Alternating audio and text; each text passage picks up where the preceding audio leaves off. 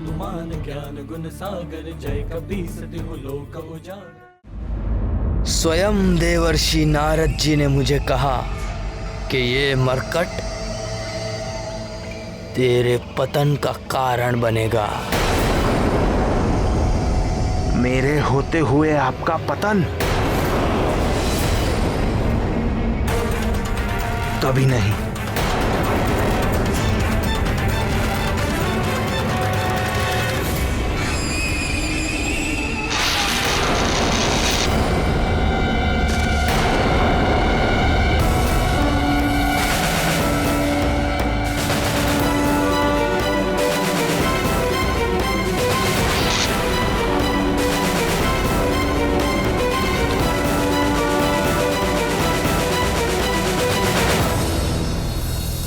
वाली जितना दुष्ट और धूर्त है, सुग्रीव उतना ही निश्चल और सरल। कितनी सरलता से वो घमंडी वाली के झूठ में आ गया। निर्मल मन जन सो मोहि पावा, मोहि कपट छल छिद्र न भावा। सरल व्यक्ति जैसा स्वयं है वैसा ही संसार को देखता है। जैसे सुग्रीव का हृदय सरल है, इसी कारण वो मेरा मित्र है। जिसके हृदय में छल और कपट हो वो मुझे पा ही नहीं सकता। कपट करने वाला सोचता है कि वो सबको मूर्ख बनाकर अपना स्वार्थ सिद्ध कर रहा है, किंतु अंत में वो अपनी ही हानि कर बैठता है। जैसे देखो, आज वानर राज सुग्रीव की देवता तक प्रशंसा करते हैं, जबकि वाली अपने कर्मों के कारण हर लोक में निंदा का पात्र है।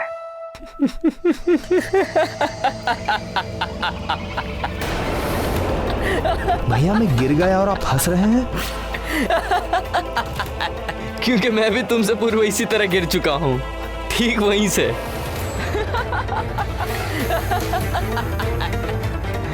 कौन है वहां? कौन है? कहां गए? ये सब तो यहां से आ रहे थे, कहां गए?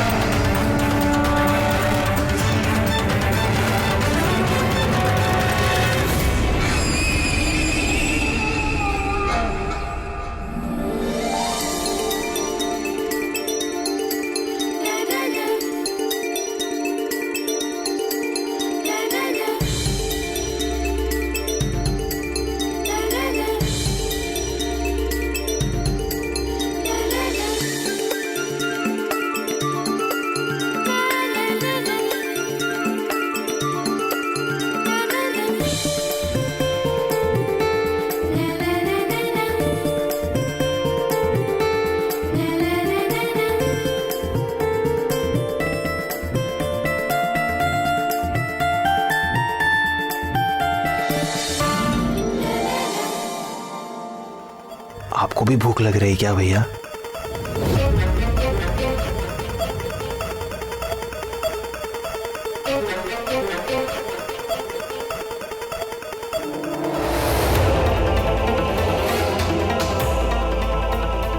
आपने मेरे प्रश्न का उत्तर नहीं दिया भैया। कहाँ ढूंढूं? भैया हमने प्रायः पूरा राजभवन ढूंढ लिया, किंतु वो शांत और सुंदर शिशु अब तक नहीं दिखाई दिया। शांत सुंदर मरकट बोलो, मरकट शत्रु है वो हमारा। मुझे क्षमा करें भैया, मैं भूल गया था। अब मैं सदा स्मरण रखूंगा। मरकट, मरकट।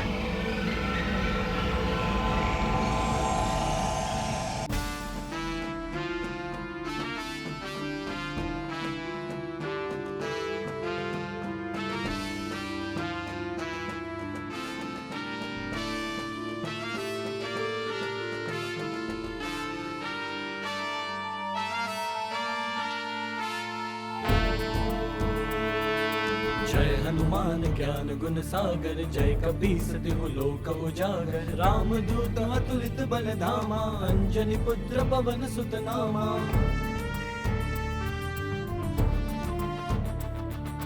महावीर विक्रम बजरंगी, कुमति निवार सुमति के संगी। कंचन बरन विराज सुबेसा, कानन कुंडल कुंचित केसा। हाथ वज्र और ध्वजा विराजय, कांधे मूज।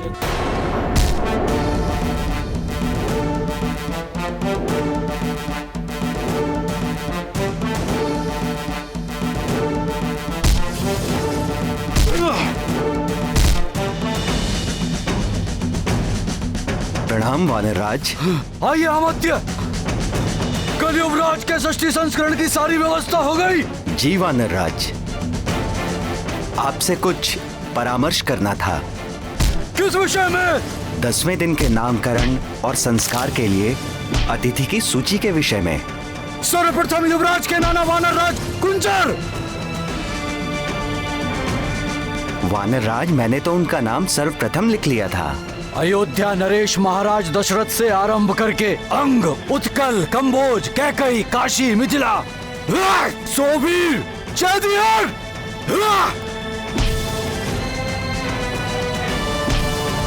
सात सभी मित्र राज्यों को निमंत्रण दे। मलय, माल्यवान, मैनक और मध्यांचल के भी शासकों को निमंत्रण भेजिए।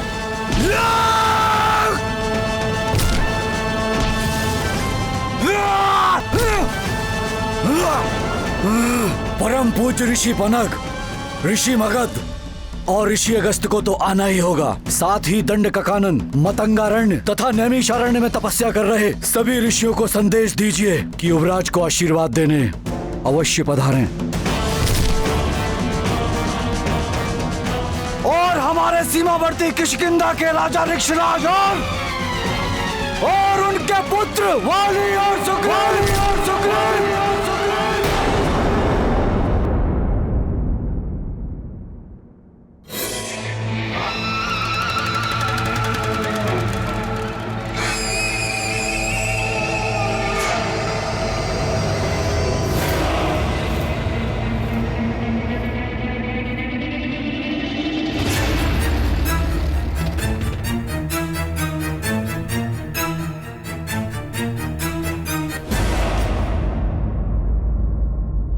नामकरण के साथ कल के षष्ठी संस्कार में भी उन दोनों को आमंत्रित कीजिए।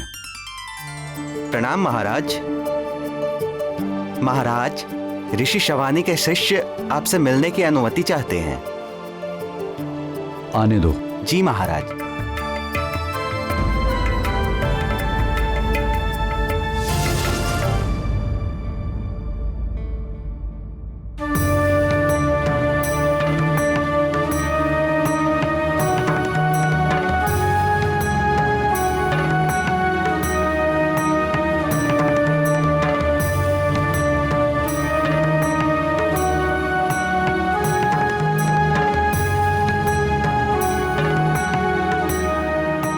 प्रणाम महाराज।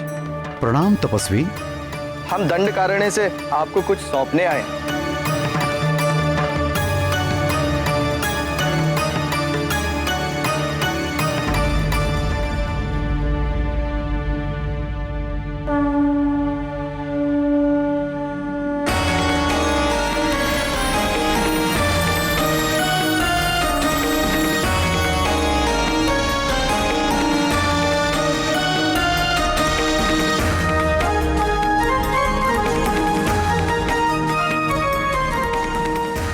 यह अष्ट धातु से निर्मित एक सिद्ध गदा है महाराज। हमारे गुरु के गुरु ने यह गदा तपस्या करके स्वयं दिव्य शक्तियों से प्राप्त की थी महाराज। किस प्रयोजन से? और एक तपस्वी का गदा से क्या कार्य? राक्षसों से संघर्ष करने के लिए हमारे गुरु के गुरु ने क्षत्रिय कुल में जन्म लिया था महाराज, किंतु कालांतर में उन्होंने हिंसा का त्याग करके अहिंसा का व्रत धारण किया था महाराज। उनके देहावसान के पश्चात यह गदा हमारे गुरु ऋषि सावर्णी की सुरक्षा में थी। सुरक्षा में? जी, वे अपने गुरु की आज्ञा अनुसार इस गदा के अधिकारी के जन्म लेने की प्रतीक्षा कर रहे थे, किंतु 2 सप्ताह पूर्व उन्होंने भी देह त्याग दी। अपने देहांत के पूर्व उन्होंने कहा था कि यदि यह गदा आश्रम में रही तो किसी राक्षसी शक्ति में पड़ जाने का संकट हो सकता है। अतः उनके आदेश पर ही हम यह सिद्ध गदा आपको सौंपने आए हैं। किंतु मुझे ही क्यों? उन्होंने कहा था कि शम्भ साधन नामक राक्षस के वध के पश्चात आप ही इस गदा के योग्य अधिकारी हैं। अच्छा, जो इसके वास्तविक अधिकारी हैं वो कौन है? मैंने भी उनसे यही प्रश्न पूछा था, तो उन्होंने क्या उत्तर दिया? समय आने पर इस गदा का वास्तविक अधिकारी स्वयं आपसे यह गदा मांग लेगा महाराज, और आप यह गदा उसे सहर्ष दे भी देंगे। ऋषियों की बातें सदा समझ में नहीं आती, किंतु समय बीतने पर हर रहस्य खुल ही जाता है।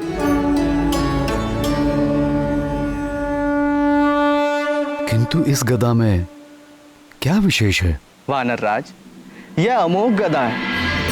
अपने लक्ष्य पर चोट करने के पश्चात वापस अपने स्वामी के हाथों में लौट आते हैं। और दूसरी विशेषता इसकी यह है महाराज कि इससे टकराने वाला चाहे वो कठोर से कठोर तत्व से ही क्यों ना बना हो, इससे टकराकर खंड खंड हो जाता है।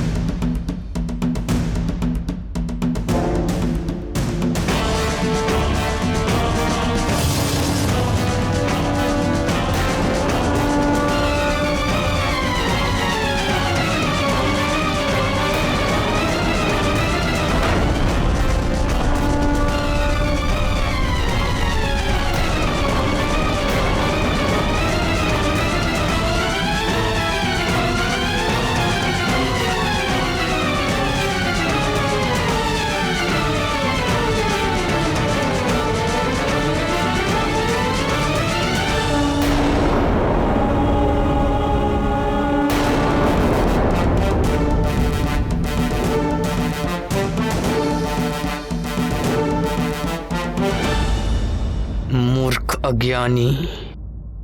अब मैंने क्या किया भैया? मैं तो कब से यहाँ पे चुपचाप खड़ा हूँ। तुम नहीं, ये तपस्वी इतना भी नहीं जानता कि इस गदा का योग्य अधिकारी कौन है। कौन है भैया? कौन है? मैं महानतम। और कौन? वो तो आप हैं भैया। ये गदा तो किष्किंधा में होनी चाहिए। मेरे पास मुझ महानतम के हाथ में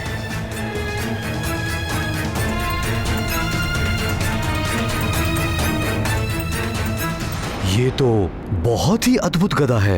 आपके गुरु के गुरु अवश्य ही कुशल योद्धा रहे होंगे।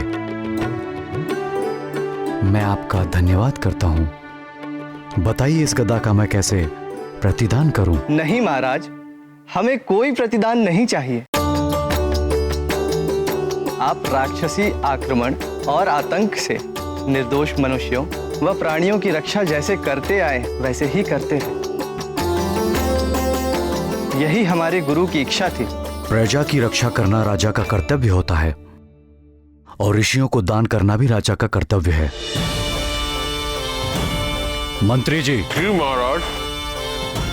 इन युवा तपस्वियों को हमारी ओर से एक सहस्त्र स्वस्थ गायें प्रदान करें।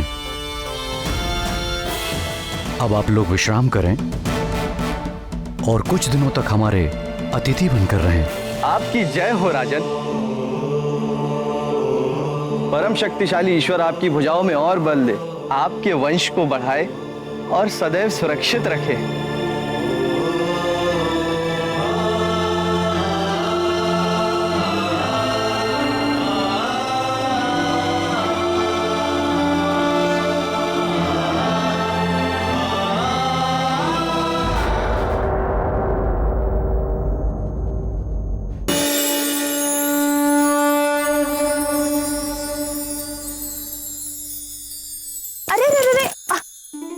अभी नहीं बेटा, अन्नप्राशन के पश्चात।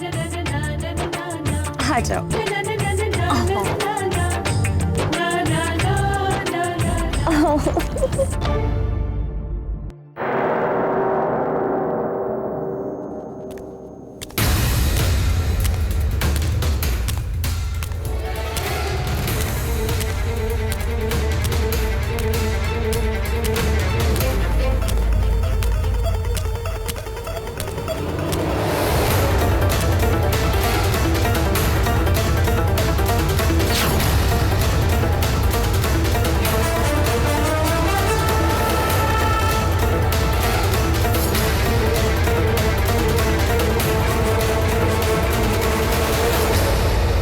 प्रिय अंजने, ये देखो। क्या पहना? मेरा नया गदा।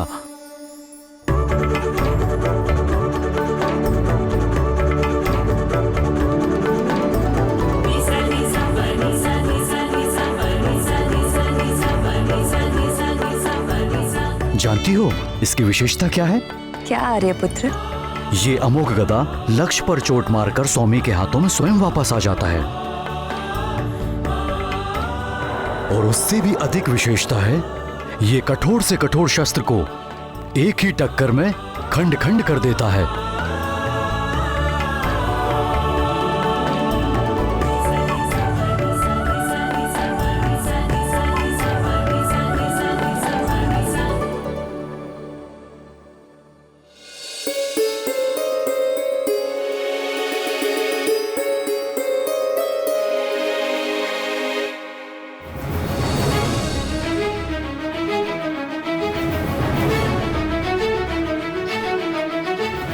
ये सब किसने किया प्रिय? न जाने किसने किया। मेरे कक्ष से जाने के पूर्व तो ये सब सेब वहां पेट पर पड़े हुए थे। आपके जाने के पूर्व कोई कक्ष में आया था क्या? नहीं, कोई भी नहीं। सिर्फ आपके ये पुत्र ही थे। किंतु हमारे पुत्र तो कुल 5 दिन के हैं। वो यहाँ तक कैसे पहुँच पाएंगे? वो तो अभी खड़े भी नहीं हो सकते।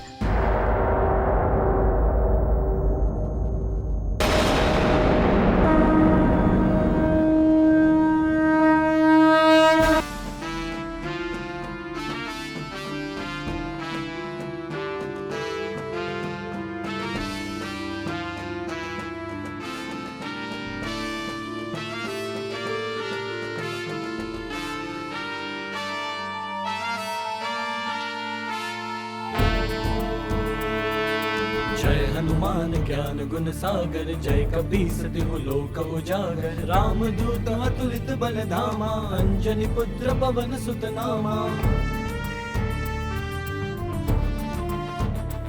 नाथ, महावीर विक्रम बजरंगी कुमति ये देखिए। सुमति के संगी कंचन बरन विराज सुबेसा कानन कुंडल कुंचित केसा हाथ वज्र और ध्वजा विराजय कांधे मूज जनेऊ साजय शंकर सुवन केसरी नंदन तेज प्रताप महाजगवंदन